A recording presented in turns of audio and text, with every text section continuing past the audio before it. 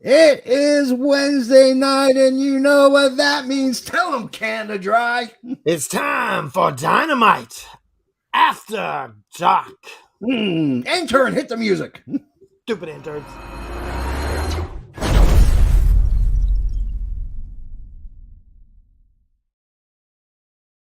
Woo-hoo! Wednesday. It's my favorite time of the week. It's hump day to some. It's dynamite to others. But before we get into... Yeah. As you know, I'm Canada Dry. I'm your Bible study leader. Turn to Ephesians 3, chapter 5. And I promised you guys a big announcement from Natalia Markova tonight. So yeah, let's just do it. Let's find out what that announcement is. All right, here we go. This is Natalia Markova, the badass with a great ass, and also your crush, even if you don't realize it yet. And I got good news for you because I'm going to be on All FN Wrestling Show this coming Monday, October 10th at 7 p.m. Eastern Time. You can ask any questions. I'll be answering live. So make sure to tune in, support the channel because after all, I'm the face of FN Wrestling. See you guys and have a great time. Wow. Holy crap.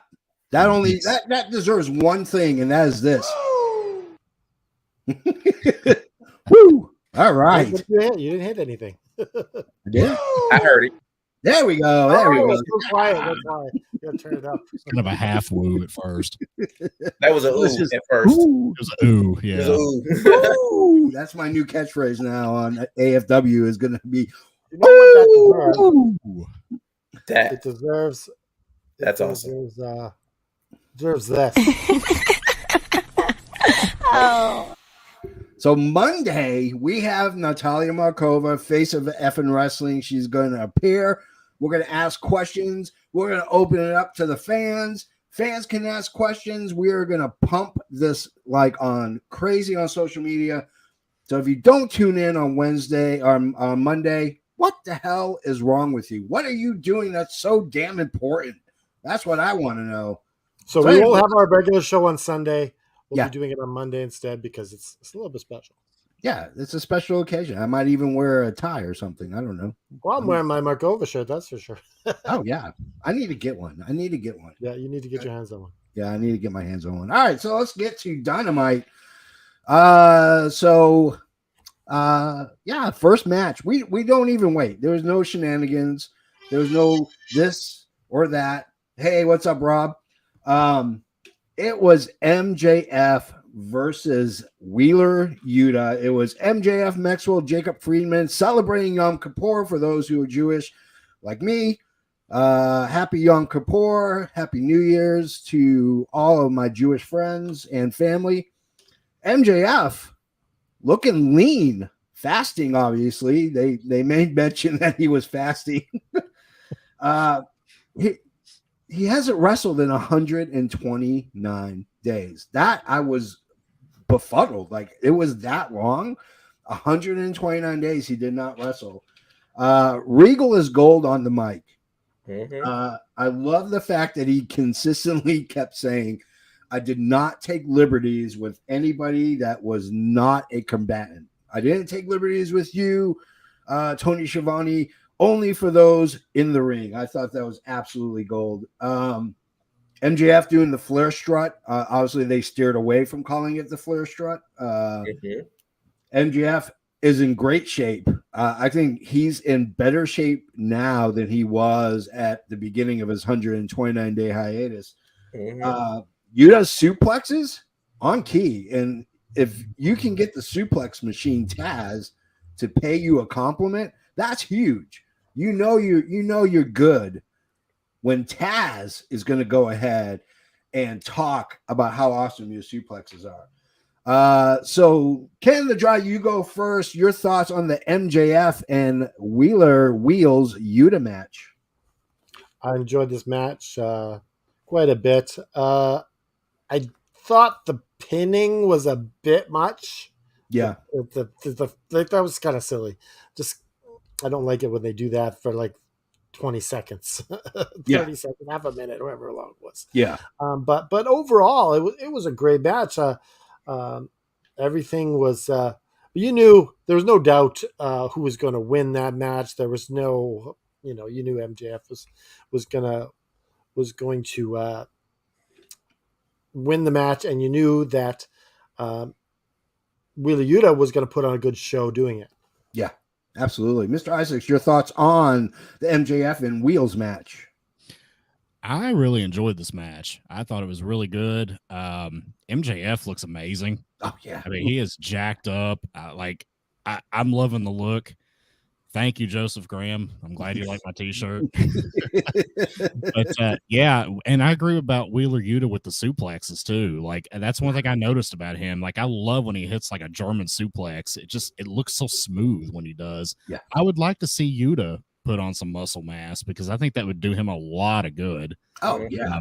But I really enjoyed the match overall, though. I thought it was great. I'm really glad that MJF went over, which everybody expected him to anyways. I don't know anybody who expected Yuta to to go over in this match. And it was good to see MJF back, and I really enjoyed this match. Yeah. Trey J Styles, the effing world champ. Lay it on us, brother. What are your thoughts on this match? I mean, as effing world champ, if I had to go against MJF the way he looks right now, I might be a little bit worried. But this match, I mean, it had everything that we want to see out of a match. We want to see a clean match. These two guys kind of played to their history. I think that's really where a lot of the pinning combination thing was from, like their days on the independents when they used to do that. MJF is probably like the best seller in AEW right now. And I think you don't realize how much you miss with him not being there. And this match definitely showed that. And so definitely a top tier match. Could have main evented just about anything. Yeah, absolutely. Doesn't have. Those slams in there, eh? It's fucking smack already. Jeez. I know, look at that guy. The two things that really stood out to me outside of just the seesaw pinning, which got me dizzy. The poor ref. He could have broken his hand counting those pins. I mean, but my favorite part was Excalibur talking about when Wheeler Yuta jumped pretty much 3/4 of the way through the ring, and he says he hit the hypotenuse, and I'm sitting there going, Excalibur talking like Alan Turing. Holy cow! Wow. Talk about hypotenuse. I was waiting. I thought he said hippopotamus, so I was like, "What's the hippopotamus?" Hip-hop anonymous. Now let's talk about after the match. Lee Moriarty. I've given him a new name. I call him the Shamrock Shake. He comes barreling through. That green hair looks like it literally looks like the Shamrock Shake, and I know because I've had a couple of Shamrock Shakes. It does help him stand out a bit from others, though. He could stand out in a green field. I mean, that like here is cool Dennis wild. Rodman on St. Patrick's Day. Yeah. But yeah, I mean, then Regal coming out. You have, MJF was actually pretty perturbed that they came out. The firm came out to help him out. He didn't ask for it. He didn't want it, and then out comes Regal with the knuckle duster, and I thought the handshake between Yuta and MJF was really good. I like them kind of incorporating. They're teasing the face turn. Either that or they're doing a heel turn with Wheels. Either way. So what did you guys? They teased it at different times though. Yeah. Mr. Isaacs, what did you think about the finish with Shamrock Shake and the firm? How many times are they going to tease that MJF is going to go babyface just for him to turn back hardcore heel 2 seconds later? I mean, that does anybody really believe that he's going to fall for this? I'm going to shake Wheeler Yuta's hand, and I'm a good guy now, guys. Yeah. I mean, come on. MJF is always going to be a heel, and they tease this constantly with him, but they're not going to pull the trigger on it. I didn't buy it one bit. No. Now, if Jericho didn't say it at the press conference, I wouldn't put any stock in it. Yeah. I mean, let's be honest. Anytime you call your boss an effing Mark, you know, you're not going to be a face anytime soon. Trey J, what did you think about the schmoz at the end? I do like the fact that we are seeing some degree of character evolution from MJF. Yeah. MJF has made it very apparent that he's not the same person that left. And I think that when you take that, you take the fact that he didn't cheat in that match, there was no Dynamite Diamond ring, you have that little bit of tease where it's like, you know, here is a moment where I just won this match on my own, and now I feel like you just spoiled that from me. And that's kind of how his issue with Moriarty to a certain extent, though. Like, but he doesn't turn on Stokely. Like, he doesn't get upset with Stokely. Yeah. And I really think with Regal, they, you know, you could play it like, okay, he's scared of Regal, but he's not scared of Regal. Regal gave him that out to maintain whatever the line that he's kind of drawn is, and I think that's pretty great stuff. Yeah. Canada Dry, your thoughts? I thought it was all great because you're making everyone wonder, and anytime you're making with the fans, like, what is going on here? Yeah. What is MJF up to? I love this. I love it because you're making everyone have a show. We wouldn't have a show with those stuff like this. So it's great. It makes me wonder if Regal carries a knuckle duster with him pretty much everywhere. Like, sorry, sir, you're gonna have to drop your brass knucks. Sorry, that's my knuckle duster, mate. I've not taken liberties with you, good sir, but I will if you don't give me back my brass knucks. We got a video package coming up next. I'm not going to spend a lot of time on the video packages. Some I'm going to skip over. But the video package hyping the main event I thought was really good, except for one thing. Matt Menard literally looks like he's going to stroke out at any point. Like, there's going to be a massive, like, you're going to see a pop in his head and he's just going to fall flat dead. And then Hager saying, "I love the hat." That was awesome. That was absolutely incredible. So let's go to our second match. We have Jay Lethal versus Darby Allin. I love Allen's coat. Holy cow, what a great coat. I mean, That's a hood and a half. I mean, the whole coat, 3/4 of the coat is a hood that goes over his head. It looks like someone in grade 3 borrowing their dad's jacket to school. It's like, I thought he looked kind of like like he stole a camper's tent, put it over his head, and walked to the ring. That's kind of what it looked like to me. See, and I thought it was like Flashpoint Batman from the Snyder Cut. Yes. Right? But then he like takes it off and it's Robin. Like, it's been Robin the whole time. It was Robin the whole time. Robin all along. So this match was a technical marvel from start to finish.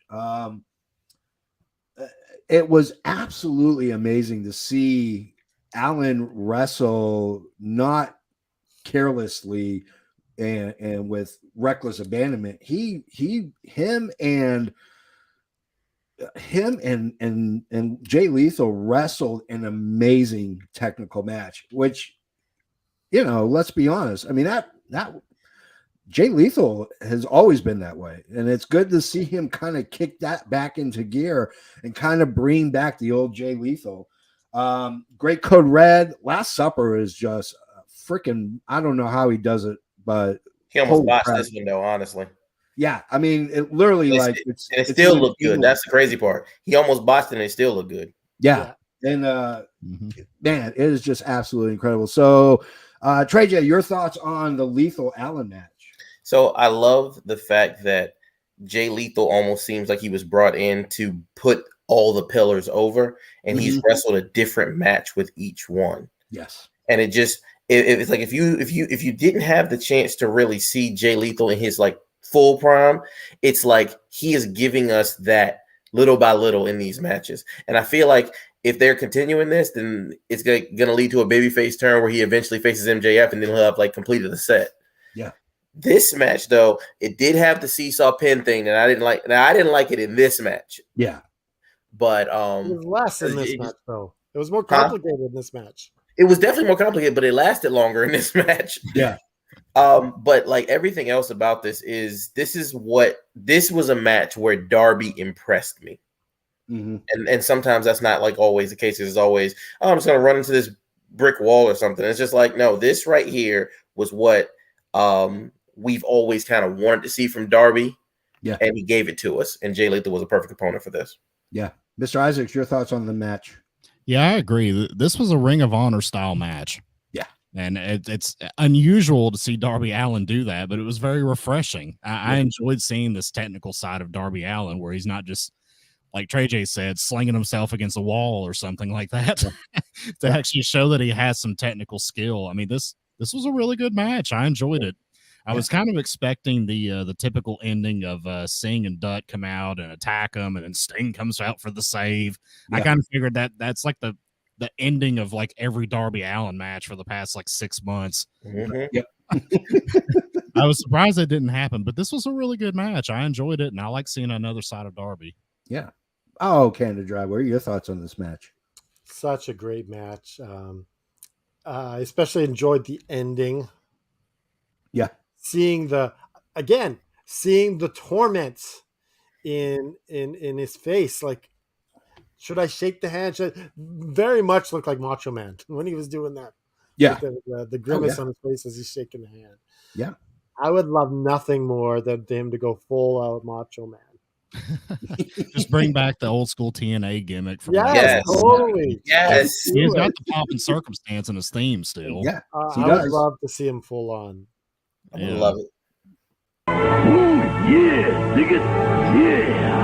Oh yeah. Two things I want to talk about really quick. Taz, when they were talking about how tough amateur wrestlers are, I thought it was hilarious when Taz goes, well, you know who else is tough? Lacrosse players, which is a nice shout out to his son, Hook, Yep. who was a Division I lacrosse player for Rutgers. And I know Truth Martini is kind of a toxic name to start tossing around, but I don't like his other guys. I don't like. Who called him Donnie Allen? Who said that? Someone made a mistake. They called him Donnie Allen. I don't remember calling him Danny, but know. You never know. I mean, you know. But I'd love to get Truth Martini back and get the House of Truth. Like I know he's never going to work again, and but that was such a great lineage of championships that Lethal had going during the House of Truth. You know, so yeah, I mean. We have a video package of the embassy, blah, blah, blah. Let's go to our third match. Wardlow versus Wolverine, a.k.a. Brian Cage. Not Christian Cage, who appears later, but Brian Cage. I'll say this. Actually, I'm going to go ahead and say and ask this question. Is anyone in this room here at our worldwide studios getting a little bored with Wardlow's reign as the TNT champ? Canada Dry, you go first. Okay, so this match was great until the ending. Yeah.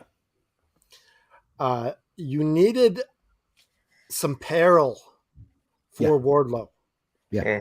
When he's able to give 4 power bombs, the Symphony of Power Bombs, he should have been able to just barely squeak out a win. And that would have made it way more interesting. You need to Bret Hart this guy a little bit. Yeah. And you know, come at some peril, not just be this dominating force, because people get bored of that. Yeah. I mean, it's boring. It really is. Mr. Isaacs, your thoughts? Yeah, I agree. I mean, they're obviously kind of trying to make him like the modern day AEW version of Goldberg. Oh, yeah. And this kind of reminds me a lot of back in the day when they would put Goldberg in his streak when he won like 1,000 matches in a row or whatever the hell he did. Yeah. And they would say, we found another big guy to go against him. Now he's facing Van Hammer, you know, and it'd be like another guy who's like equally big, but like a low card enhancement talent guy. That's kind of what I feel like this was. Brian Cage hasn't been around for months. I mean, he's a good worker. He's got a great aesthetic. I like him, and I'd like to see more of him. But nobody believed that he was going to beat Wardlow here. And if you did, why? I mean, and what was with these guys doing lucha moves? I mean, these guys are Oh, giants. I They're jacked actually up. loved They're it. giants. Loved it. Keep I mean, it up. I know Brian Cage worked in Mexico, so I mean, I know he's experienced in lucha type moves, but What are you? come on. I mean, I just don't think it fits the aesthetic for these large giant men to be doing like Hurricane Ranas and shit. Yeah. Yeah. Absolutely. Trey J, your thoughts? So let me let you know, Mr. Isaacs, I was one of those people who was really hoping that Brian Cage did win this match. For one, I think there was a couple weeks ago we thought that Wardlow was injured. I didn't pick Brian Cage to win the match, but I was really hoping to be wrong today. And honestly, it would have been a very welcome change because, like everybody has said already, Wardlow's reign is getting boring. Wardlow is coming across way too dominant for us to care. And when you compare him to the rest of the roster, it's like, okay, Darby made us care. MJF made us care. The rest of the matches that were on that card, except Hangman's match, which really could have just forgot it when they didn't do it last week. Like all the other matches, they made us care. This one, like Wardlow has that, like he sucks the empathy out of the card. Yep. And this match had a decent back and forth, and then all of a sudden it just goes to, oh yeah, plot armor, super guy, and then cool. Yep. Somebody just put Superman in the sunlight again, and now he's back. You know what you could have even done, Trey J? Was that? you just beat the bell. But you know what you could have done, Trey J? You could have had him keep kicking out after he did a powerbomb, and then he had to do another one. Kick out. Shit, that would have been the drama. That would have gave us something. Yeah. Or like made us think like, wow, Brian Cage is at least, this guy's badass. Yeah, it would have definitely made Brian Cage look better, even if it was like, oh, he did so much damage that he faltered on one power bomb or something. Like it was just yeah. I mean, I have this for Isaacs and his big guys can't do lucha moves. They can do them. I just don't think they should. You just made the list. I mean, he needs a decent program. If it was Brian Cage, I would have no problem, but he needs a program. It can't be just, I'm going to fight this guy and then I'm going to move on to the next challenger. He needs to have a program where it's a best out of 3, best out of 5, 2 guys just going at it. I have no problem with him and Brian Cage going at it. But you're right. He should have powerbombed him, pinned him, Cage kicked out. Powerbomb, pin him. And then him getting frustrated because that shows that he's a human being and that he's, he could be defeated. The problem with AEW is there's a lot of A stories, no B stories. And that's the problem. Wardlow is a B storyline character right now because he's got to me, it's not even the mid-level belt. That to me is the All-Atlantic. He's kind of got a placard belt until they figure out what they're going to do with him.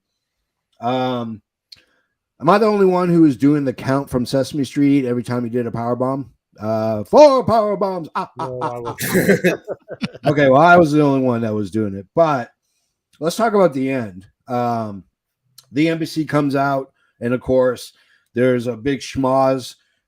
They're beating the hell, and then out comes Samoa Joe. He's not dead. He's not retired. He's not been released. He comes running out, and he goes in for the save and gets his ass kicked. And then out comes FTR to even it up, which makes me think next week we're going to have a 4-way. We're going to have a 4-man tag match as we watch FTR, Wardlow, and Samoa Joe take on the embassy at some point. So holy Christopher Columbus. What did you guys think of the end, the schmoz and Joe coming out?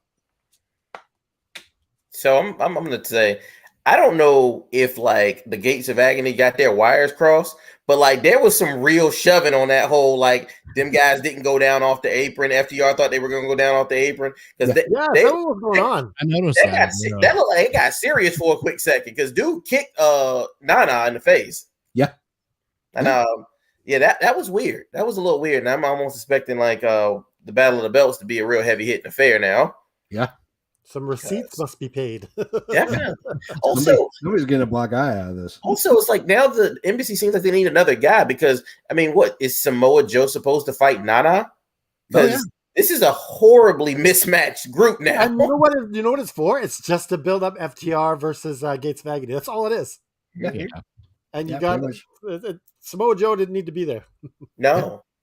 Mr. Isaacs, your thoughts really quick. Yeah, it's kind of weird that they mixed in Wardlow with this like Ring of Honor angle. Yeah. I thought that was kind of strange.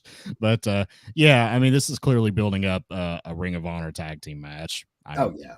But yeah, I agree with what Trey J said. That there seemed to be some like weird, legitimate physicality going on at the end of that. Mm-hmm. It was very strange.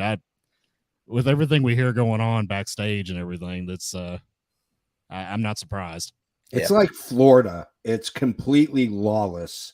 That stage is completely lawless. So is the backstage of AEW. It is like a no man's land of just like Fallout from Fallout 4, where it's just every man for himself.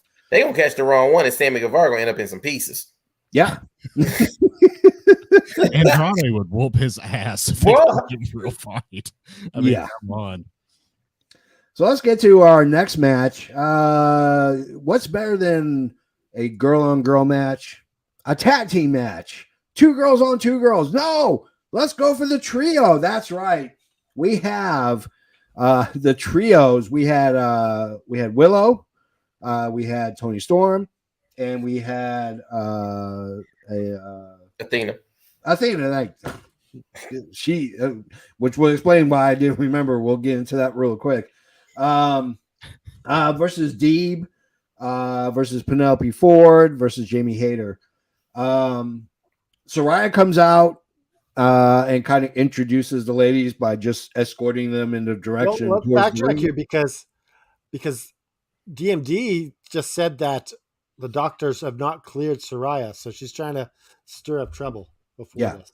That plays an important part near the end. So Soraya is going to be in the faces corner, obviously. Britt Baker's in the heels corner. Deeb and Storm look amazing. They need a program together. I don't care if it's for the belt, if it's not for the belt. These 2 women need to just go at it. And as I say every week, I am a Deeb dweeb. I love Serena Deeb. She needs to be in the forefront more than not. Penelope Ford actually looks really good too. I mean, a very stark difference between her before the whole thing where she just disappeared off TV to where she is now. A huge improvement. I don't know who's training her in the back, whether it's Madison Rayne, whether it's Serena Deeb. I don't know who's giving her the lessons, but they're paying off. I mean, she looks like $1 million. And Willow looks really green. My God. Oh God. Like Jolly Green Giant She-Hulk green. Like, it's horrid. Yeah. Like Willow's entire presence on this show was god awful. Oh yeah. Yeah. The match, the ending, the thing with Jade. Yeah, you beat me, but can you do it again? Like you were excited for Storm and Deeb, and I was excited for Athena and Deeb in this one. Yeah. That's the match I felt like they kept teasing because they kept just having them like ships passing in the night a lot. Yeah. But now I really want to see that match because like with Athena at her like proper size. Yeah. Like her balance is back. Her crispness is back. It's now like I want to see her in a one-on-one match now because I've just seen her in tags lately. And I think her versus Deeb is a money match. Yeah. Absolutely. Mr. Isaacs, your thoughts? So what you guys are saying is that Willow versus Jade Cargill is going to be match of the year, right? It's not going to be a 2 left feet dance-a-thon like we probably expected to be. No, but I thought this was a solid match. I think it's funny when Athena comes out and she's got like the windshield wiper wings on her back, and then the production assistant came running out to snatch it and got caught on camera. Yes. It just looked ridiculous, but I don't know. I It mean, the match happens, is it all right. I like Penelope Ford's athleticism. Okay. I think I mentioned last time we were on here that I'm really impressed with her, and I hope to see more of her. I love Deeb. I want to see her be champion at some point. I don't know if they'll ever give it to her because she's not like a promo type or anything, but I'm a big fan of her though. And Athena looked pretty good in this match. I like the little deal at the end with Saraya. I thought when she got physically involved, she looked pretty good. She had a lot of intensity. I liked it. Yeah, absolutely. Her and Britt Baker hammering each other's faces in. Yeah, I like that. It was like Fry and Takayama. Yeah, absolutely. Yeah. And that did a lot, I think, to get Saraya's heat back too. Yeah, absolutely. Did a lot after last week. Last week, that was a big fat dump in the toilet right there. That's taking the Browns to the Super Bowl. Canada Dry, your thoughts on the match? Really want to know my thoughts? Do you really want to know my thoughts? Okay, let me. Yes. It can't include Bret Hart now. Come on. Pardon me? Yeah, we can't include Bret Hart in this now. Just No. No, I really enjoyed Penelope Ford as well in this match. Yeah. She's got that special, like, I don't know, lovable quality, and she needs to be a face. Yeah. Don't see her as a heel at all. Yeah. She could easily be AEW's Liv Morgan. Yeah. I think they could really push her that way. Yeah. I hate Liv Morgan, but okay. You said you hate Liv Morgan? I literally hate Liv Morgan. You're like the only person in the world that hates Liv Morgan. Fuck, I cannot stay. Oh my god, I hate Liv Morgan. Okay. Anyway, I digress. Anyway, so, but yeah, this match was good. Except, like, why is Willow getting the win other than to just set up a match with Cargill? That's the only reason I could think they even did it. Yeah, that woman should never have got that pin. Period. I don't care if that's the good guys won. The pinfall. I don't care. Either team could have won. The fact that Willow got the pin was bullshit. Absolute bullshit. Bullshit. I'm calling bullshit right now. Tony Khan, I know you're watching. You're one of the 6 people watching us live. Bullshit. That's all I gotta say about that. People are watching live. Bullshit. Hundreds and hundreds of people watching. Hundreds and hundreds of people. He lurks, right? Because I know as soon as Dynamite's over, he yanks off the headset. He runs into his office. He locks the door. He powers on his laptop, turns on YouTube, and watches us. Bullshit. Absolute bullshit. And here's the sad part. It reminds me, well, you know what? Let's go to the video package with Willow and Jade Cargill, where she is telling you beat me twice, but can you do it 3 times? And now it makes me think of the scene from The Little Giants where they talked about how we can race 100 times and you can beat me 99, but there's that one time that I can beat you. And that's what really matters. And now I have a feeling sick in my stomach that Jade Cargill is going to lose to Willow Nightingale. Makes me want to throw up. In all honesty, it's a better chance of it happening in Nyla Rose because they at least had a decent promo segment like last week or whatever. Yeah. Can we circle back to the post-match brawl, though? Yeah, absolutely. Did Saraya look like she was on the verge of having a wardrobe malfunction to y'all? Yes. I swear. I was like, oh, shit, this just got interesting. Some of us don't think that way. Huh? Oh, no. You're a good Christian boy. I'm not.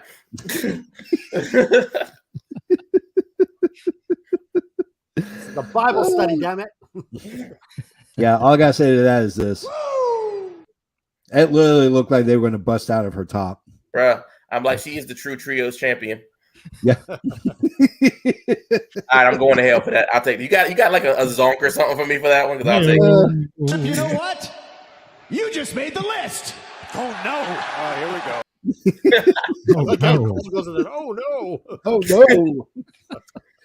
no! So quick video package of Private Party. Let's be honest, no one cares about Private Party at this point. Then it's Scissoring Day. That's right. Max Caster. Why do I keep blanking on his name? Anthony Bowen. Yeah. Come out with Daddy Ass, and they just had a blast. Great rap by Max Caster. I am loving the Acclaim. From Sesame Street, Matt says. Willow looks like the character from Sesame Street. I mean, I'm not going to say yes or no, but yes, she does. She looks like it. She does look like, and it's bullshit that she got the pin. Was she Snuffleupagus' secret friend, like the one that didn't exist?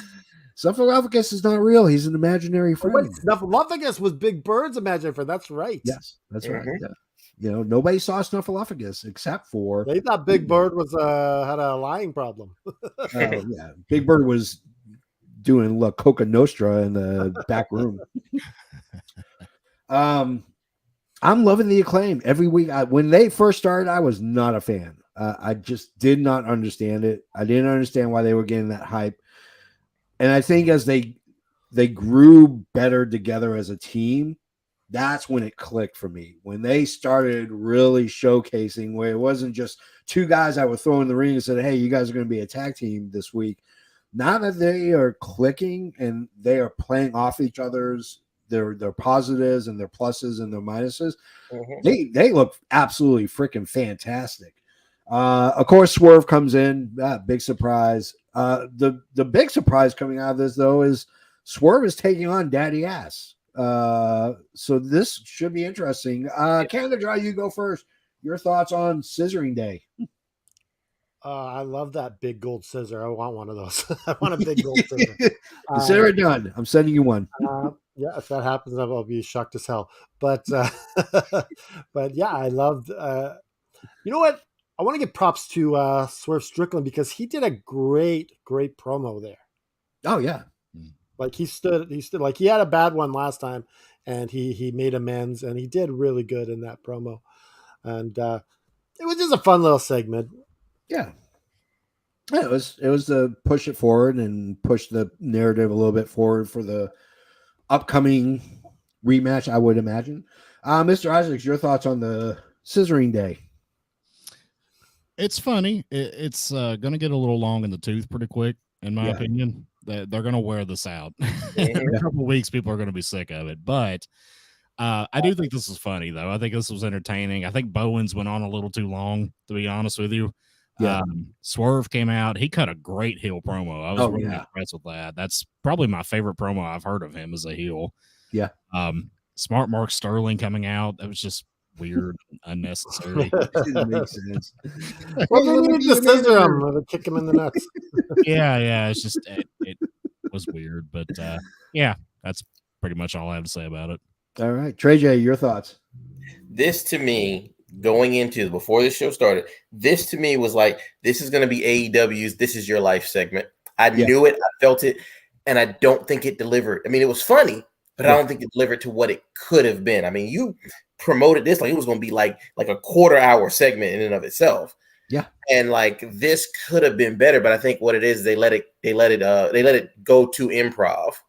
Yeah, and it's like, you know, if you had a couple things set up there, a couple things to bounce off, couple like bullet points for this, I think this would have been an all-time great segment. But I think unfortunately it's going to be forgotten by next week. Yeah, absolutely. All right, let's get to our fifth match. Let's talk about the El Blanco Rouge versus Hangman Page. Lots of back and forth. Great match. Let's save the ending for afterwards. Mr. Isaacs, your thoughts on the Page versus Rouge match? It was a really good match. I enjoyed it. I'm glad that Hangman Page ditched the Hello Kitty clothing to actually come out and look like a wrestler again this week. Yeah, that was nice. But that was Dolly. He was wearing Dolly Parton. Yeah, Dolly Parton. Not the Hello Kitty. This was some bullshit since Trey J. This is gonna be me for the whole time y'all talk about this. But yeah, you know, I like Hangman. I'd like to see him get a little more toughness to him. Yeah. You know, stop wearing the girly clothes and you know, start being a little more of a badass. He's got to like amp up this persona a little bit more, in my opinion. Yeah. Canada Dry, your thoughts? Okay, I want to respond to this Hello Kitty. Like that's Dolly Parton, all-time legend, treasure.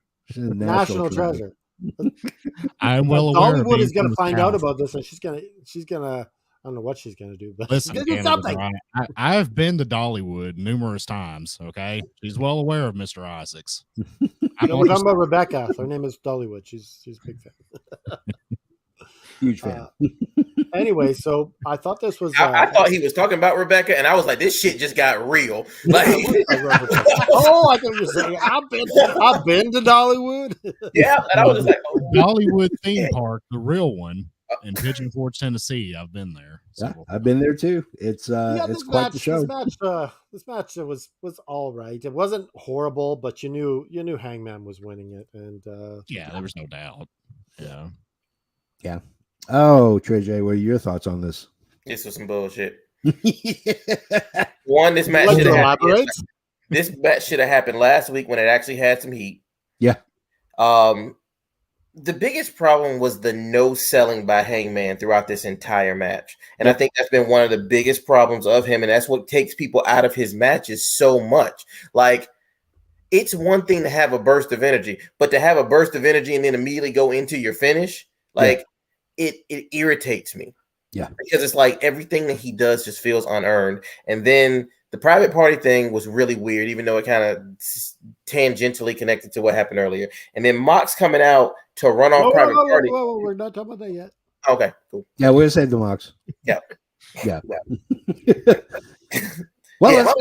let's get the cat out of the bag. Mox shows up, comes out of comes out of the crowd, enters in and cuts what I thought was probably one of his best promos this year. Yeah. You know, I waited 3 years for you. Both of us have been everybody else except for each other. Shut your mouth. I'm going to kick your ass in 13 days. Until then, keep your mouth shut.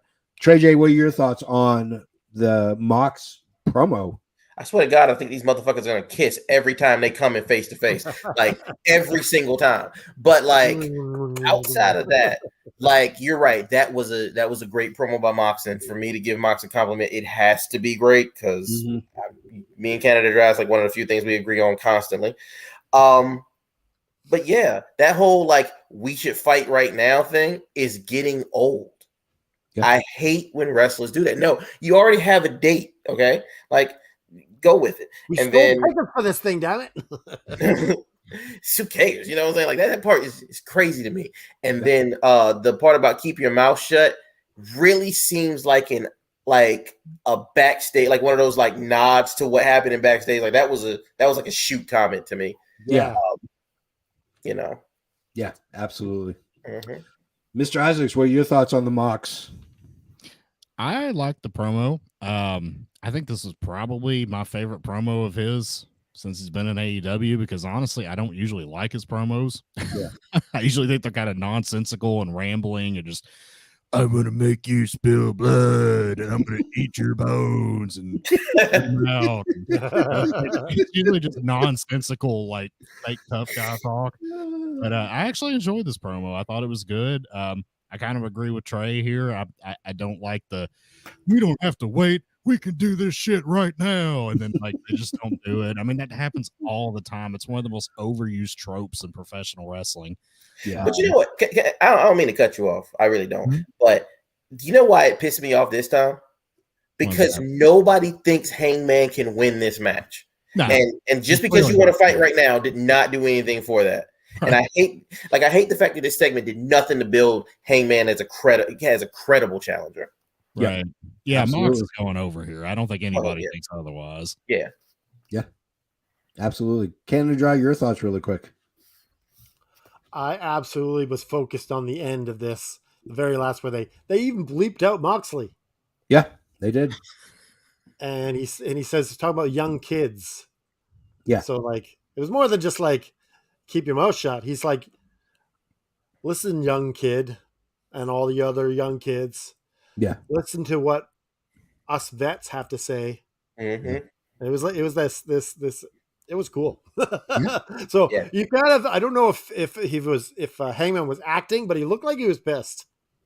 Oh, I'm sure he was not happy. I'm sure he was pretty livid. The forehead was pretty crinkled. Yeah. Well, you don't know if that's him in character or. I have a feeling he's ornery pretty much 24/7. You know, I have a feeling since being sober that he's not the most pleasant person to deal with. That's just my thought. I mean, You talking about him or Mox? Is that just a storyline? Were you talking about him or Mox is not being pleasant after they're sober? oh, Mox. Okay. Oh no, we were Yeah, talking Mox. about Hangman. He was upset.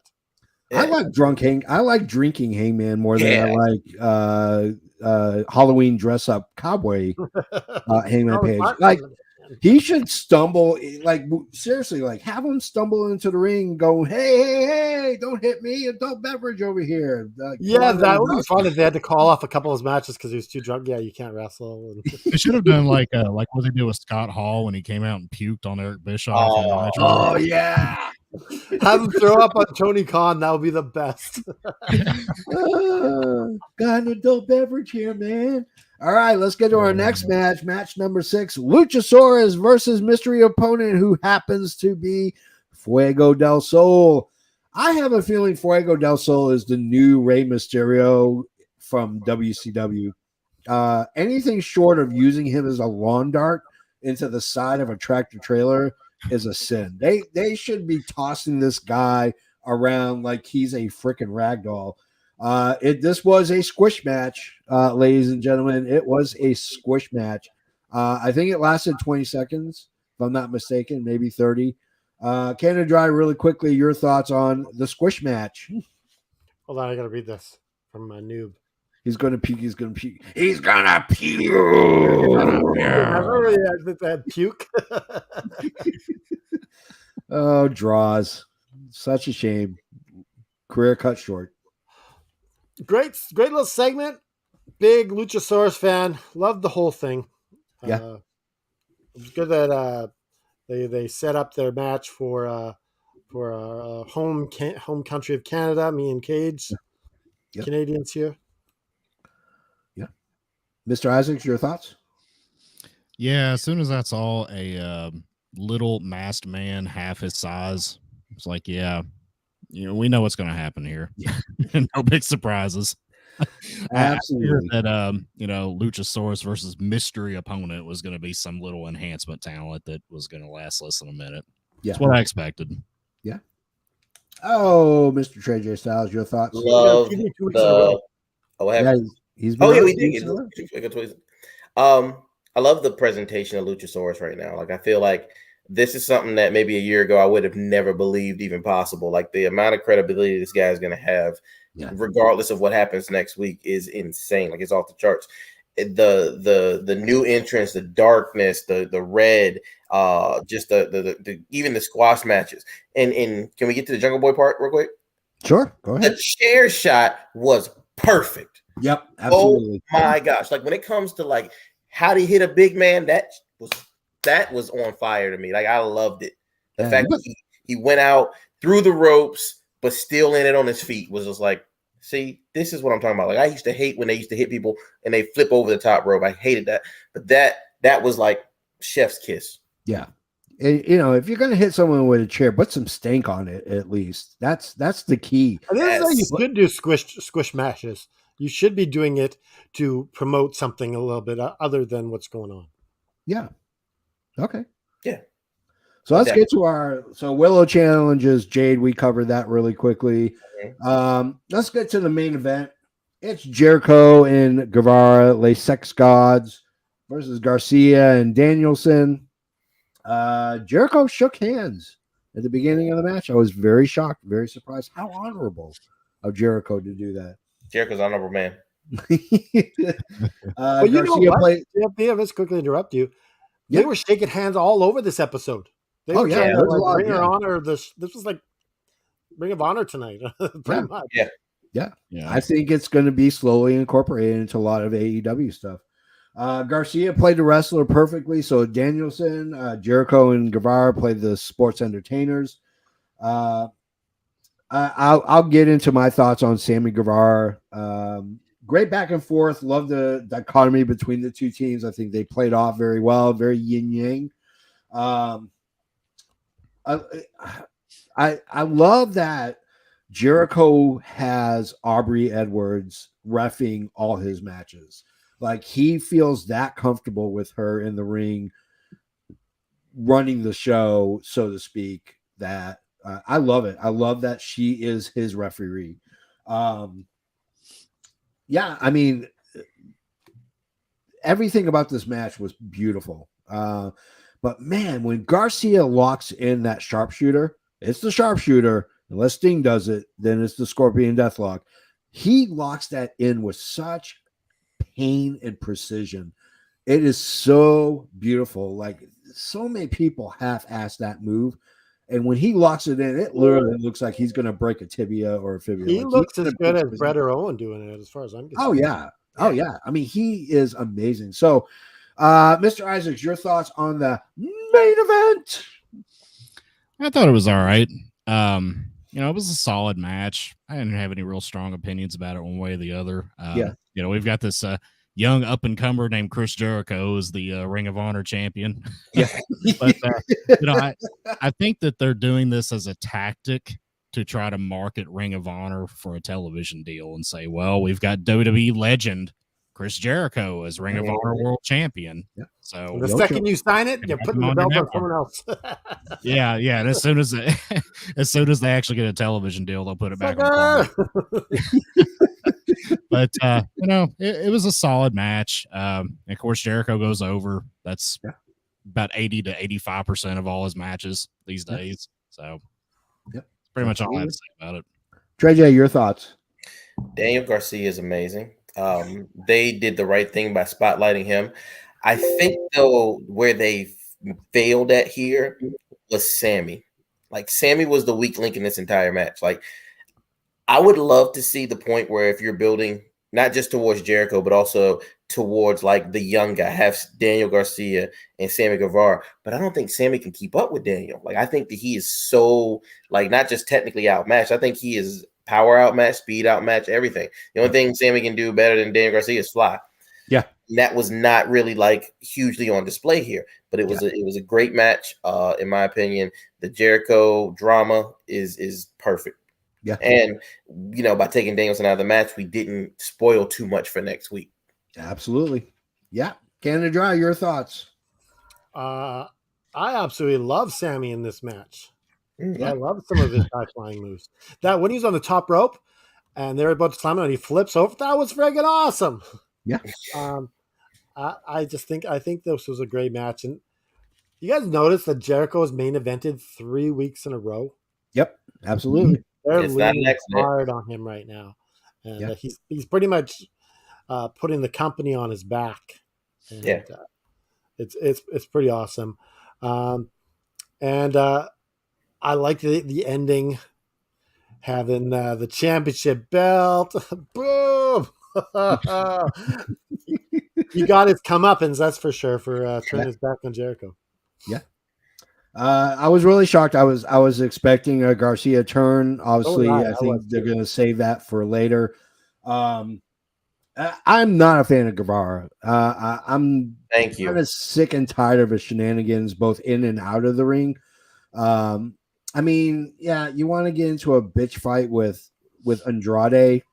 Why? It doesn't make sense. Like, all he's doing is he's shining a light as to what is the major problem with AEW, which is that they do not, Tony Khan has no handle on what's going on backstage, and when a 16th of your roster is suspended, guys like Jericho and Moxley need to be leaders in the back, and they need to get that shit taken care of. And I think the problem is, like, since Guevara got rid of his fiance, hooked up with Tay Mello, and now they're married, he's like gone completely off the reservation. Like, I just, there's nothing about him that makes me go, oh, I'm so glad I got to see a Sammy Guevara match. Like, I was like, thank God it's over. And at least Jericho looked really good. Well, that's the honestly, I really think about this for a sec. Huh? I think that's the problem now with AEW. Period. You'll see Hangman. You're like, oh yeah, he's the guy that said shit. Oh, there's if CM Punk comes back, CM Punk, blah blah blah. The elite. You're gonna have the wall is broken. Is what I'm saying. The fifth wall. You're like, oh, those guys are dicks. Those guys. Everyone's making these judgments, right? So it's hard to. to recapture that magic. Yeah. It's also hard to deal with Sammy because it seems like, you know, every few months it's a Sammy incident. Like, I'm getting tired of, like you said, I'm getting tired of hearing Sammy outside of the ring, but I'm also getting tired of the idea that Sammy feels protected, which I think is, you know, with a guy like him who is a habitual line stepper. Yeah. Like, that feeling that he is protected or that feeling that somebody has his back is just the wrong thing for him. Yeah. Because, like I said before, like, I'm going to hate to see this man with a bag over his head one day making his final YouTube video or something, and the cartels and got him because he done fuck with the wrong Mexican. Oh, I thought you were going to say you're making the new Kip.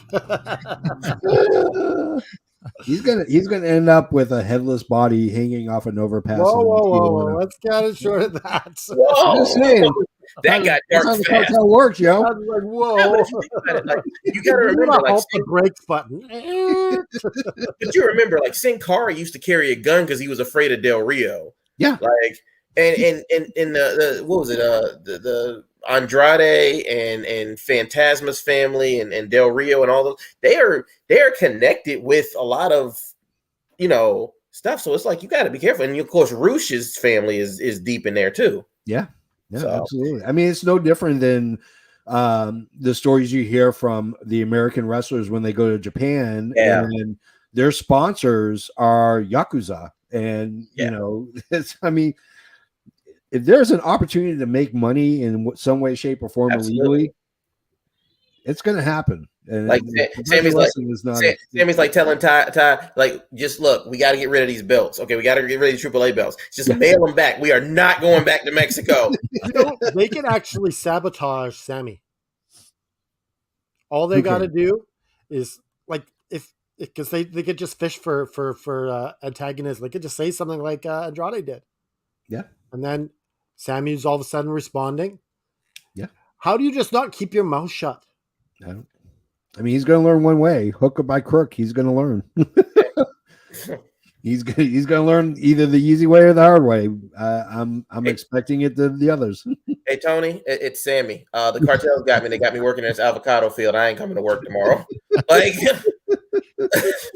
he's going to be hiding out with Jack Evans. We'll tell you this again because I guess you missed it. Maybe we'll show the video right at the end again. Yeah, we'll show it at the end. Yeah, let's go. Let's do what we normally do at the end, and that is favorite match and number of bells out of 4.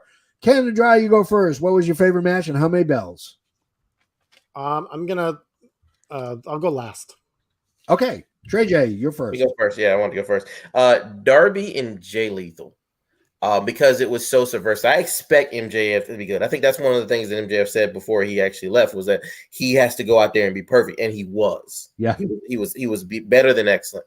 But this Darby Allin Jay Lethal match really kind of sticks with me because it was so different. So I'm gonna give this entire show, because this was a pay-per-view quality show. Yeah, this show was 4 bells. All right, Mr. Isaacs, your thoughts?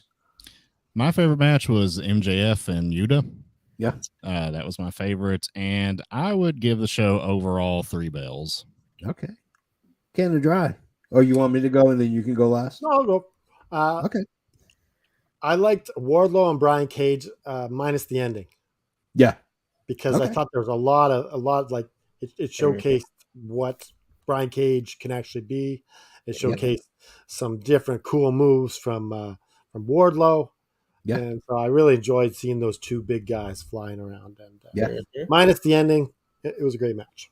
Yeah. How many bells? I'll give this show 3 bells. Okay. I'm going to go with Trey J. My favorite match was Darby Allin versus Jay Lethal. It's so good to see Jay Lethal back doing what he does best, which is kicking ass and taking candy from a baby. That's the sign of a good veteran. Yep. I'm going to give it 4 bells. I thought it was a great Dynamite. I mean, no better way to celebrate 3 years of existence than putting on a show just like that. So, all right, that's our show. Before we start saying our goodbyes, we're going to play the Natalia Markova announcement one more time, just for our friend Matt. Here you go, Matt. This is Natalia Markova, the badass with a great ass, and also your crush, even if you don't realize it yet. And I got good news for you because I'm going to be on All FN Wrestling Show this coming Monday, October 10th at 7 p.m. Eastern Time. You can ask any questions. I'll be answering live. So make sure to tune in, support the channel because after all, I'm the face of FN Wrestling. See you guys and have a great time. That's right. Not Sunday, but Monday. Monday. Live at the FN Worldwide Media Studios, we will have Natalia Markova. If you want to, you could jump on live, ask her questions, tell her how awesome she is. We're going to get flustered. JFB is going to get flustered. I'm probably going to forget a whole bunch of stuff. Just say, you move good. You move good. You're very pretty. Yeah, you good. You good. You look nice.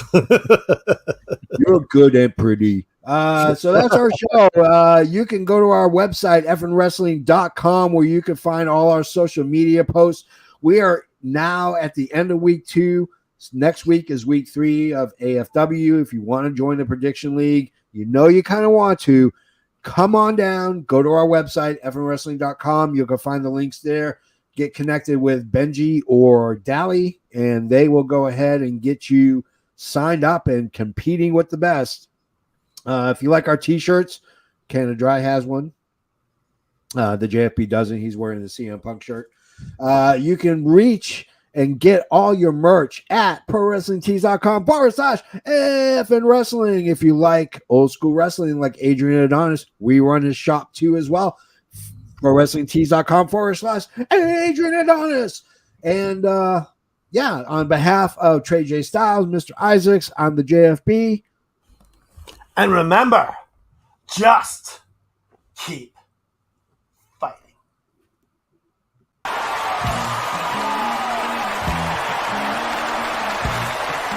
This has been an FN Worldwide Media production.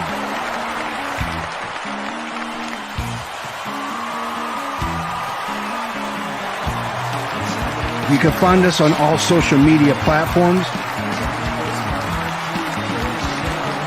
like Facebook, Twitter, and others. Head over to our YouTube channel at youtube.com/FN Wrestling. And while you're there, click like and subscribe. Want some swag? Head to our store at prowrestlingtees.com/FN Wrestling. You can find all these links and much more at our awesome website, fnwrestling.com. As the JFB always says, you can book it. Oh!